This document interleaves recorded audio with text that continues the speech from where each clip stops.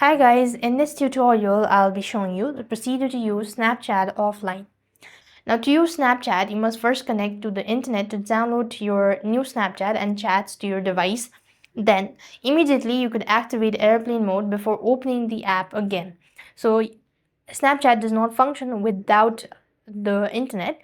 So basically when I turn off my Wi-Fi, as you could see, let's see, I'm just gonna turn off my Wi-Fi, alright?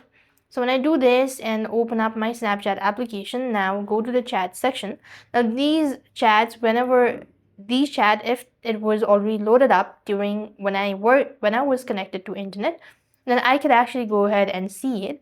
But if I was not able to, you know, see it, or if I was not able to log in, then as you could see that I'll not be able to see, or I'll not be able to use the chat offline. Now basically, if I go ahead and take a snap, so here, if I go ahead and take a snap, I'll not be able to send it, or it's not going to be sent. So that's because Snapchat has to be connected to our internet. Otherwise, it will not be useful, or you'll not be able to use Snapchat offline. So that is basically how it works. I hope the video was helpful. Make sure to like, share, and subscribe. Thank you for watching. See you in the next video.